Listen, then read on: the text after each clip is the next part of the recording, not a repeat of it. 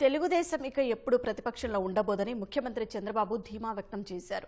సుదీర్ఘకాలం అధికారంలో కొనసాగుతామని విశ్వాసం వెలిబుచ్చారు.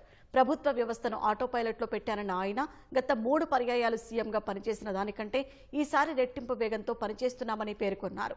ఎన్టీఆర్ జిల్లా తిరువూరు ఎమ్మెల్యే కొలికపూడి శ్రీనివాసరావు, విజయవాడ ఎంపీ కేశినేని శివనాథ్ విభేదాలతో రచ్చకెక్కడంపై సీఎం తీవ్ర ఆగ్రహం వ్యక్తం చేశారు. తొందరపడి టికెట్లు ఇచ్చానేమోనని ఆయన అభిప్రాయం వ్యక్తం చేసినట్లు తెలిసింది. శుక్రవారం నాడు ఎన్టీఆర్ భవన్ కు వచ్చిన సీఎం చంద్రబాబు, రాష్ట్ర పార్టీ అధ్యక్షుడు పల్లా శ్రీనివాసరావు, సీఎం పర్యటనల సమన్వయకర్త మంతెన సత్యనారాయణరాజు, పోలిట్ బ్యూరో సభ్యుడు వర్లరామయ్య, పార్టీ కార్యాలయ కార్యదర్శి అశోక్ బాబుతో పాటు ఇతర నేతలతో సమావేశమై వివిధ అంశాలపై చర్చించారు. ఆ తర్వాత మీడియాతోనూ కాసేపు ముచ్చటించారు.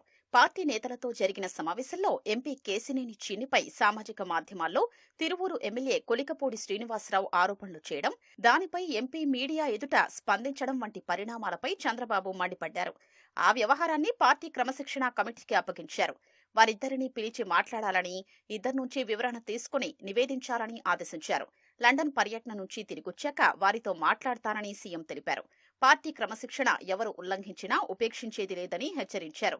పార్టీ సిద్ధాంతాలు, కట్టుబాట్ల గురించి తెలియని వారికి, రాజకీయ అనుభవం లేని వారికి టికెట్లిస్తే ఇలాంటి సమస్యలే వస్తాయని సీఎం అన్నట్లు తెలిసింది. తాను కూడా తొందరపడ్డానేమోనని, వారి వ్యవహార శైలిని కొంతకాలం చూశాక టిక్కెట్లివ్వాల్సిందని చంద్రబాబు అభిప్రాయపడినట్లు సమాచారం. పార్టీ లేకపోతే వారెక్కడ ఉంటారో తెలుసుకోవాలని హితవు పలికారు. సొంత ఎజెండాలతో వెళ్లాలనుకున్న వారు స్వతంత్రంగా పోటీ చేస్తే వారి సత్తా ఏంటో తెలిసేదని ఆగ్రహం వ్యక్తం చేసినట్లు సమాచారం.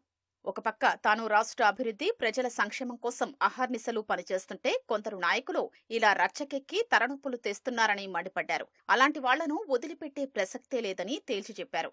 ఇకపై ప్రతి వారంలో ఒకరోజు తాను పార్టీ కార్యాలయానికి వస్తానని, స్వయంగా పర్యవేక్షిస్తానని తెలిపారు.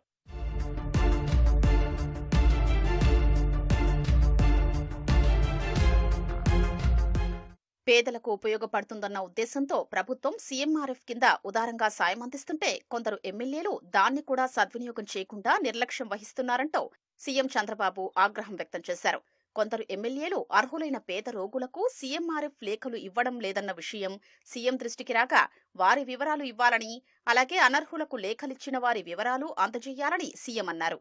పేదల కోసం ప్రభుత్వం అమలు చేస్తున్న కార్యక్రమాల విషయంలో ఎమ్మెల్యేలు నిర్లక్ష్యంగా వ్యవహరిస్తే సహించేది లేదని హెచ్చరించారు. మతపరమైన, సున్నితమైన అంశాలపై ఎవరూ మాట్లాడొద్దని, అప్రమత్తంగా ఉండాలని పార్టీ నాయకులకు సీఎం సూచించారు. పార్టీ నాయకులు మద్యం వ్యాపారానికి దూరంగా ఉండాలని, అలాంటి వారి వల్ల పార్టీకి మరక అంటుతోందని వ్యాఖ్యానించారు. పార్టీ కేడర్ను ఆర్థికంగా ఎలా బలోపేతం చేయాలన్న అంశంపై పార్టీ నాయకులతో విస్తృతంగా చర్చించారు. మొంతా తుపాన్ను ధీటుగా ఎదుర్కోవడంలో ప్రభుత్వం చేసిన కృషిని పార్టీ పరంగా ప్రజల్లోకి తీసుకెళ్లలేకపోయారని చంద్రబాబు అసంతృప్తి వ్యక్తం చేశారు. వైసీపీ చేస్తున్న తప్పుడు ప్రచారాలకు వాస్తవాలతో ధీటుగా జవాబివ్వాలని సీఎం ఆదేశించారు. లండన్ నుంచి తిరిగొచ్చాక పార్టీ జిల్లా కమిటీలు, రాష్ట్ర కమిటీల్ని ప్రకటిస్తామని తెలిపారు.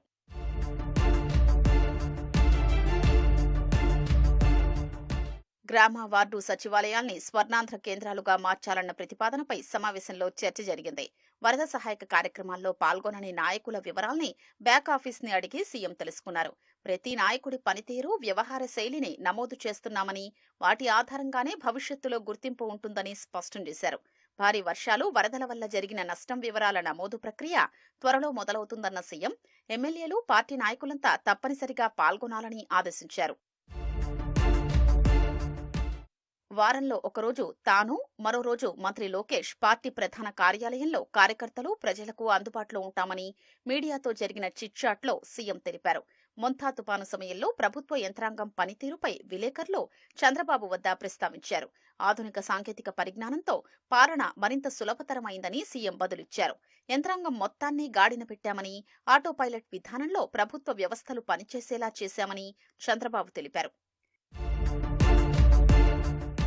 టీటీడీ కల్తీ నెయ్యి వ్యవహారం భక్తుల మనోభావాల్ని దెబ్బతీసిందన్న సీఎం తిరుమల పవిత్రతను వైసీపీ మంటగలిపిందని మండిపడ్డారు. పరకామణి చోరీ వ్యవహారంలోనూ వైసీపీ నేతలు నిందితుల్ని కాపాడేలా వ్యవహరించడం సిగ్గుచేటని దుయ్యబట్టారు. తెలుగుదేశంపై విష ప్రచారం చేస్తూ పైశాచిక ఆనందం పొందుతున్నారని ఆక్షేపించారు. విపత్కర పరిస్థితుల్లోనూ వికృత మనస్తత్వంతో విషం చిమ్ముతున్నారని తీవ్ర ఆగ్రహం వ్యక్తం చేశారు.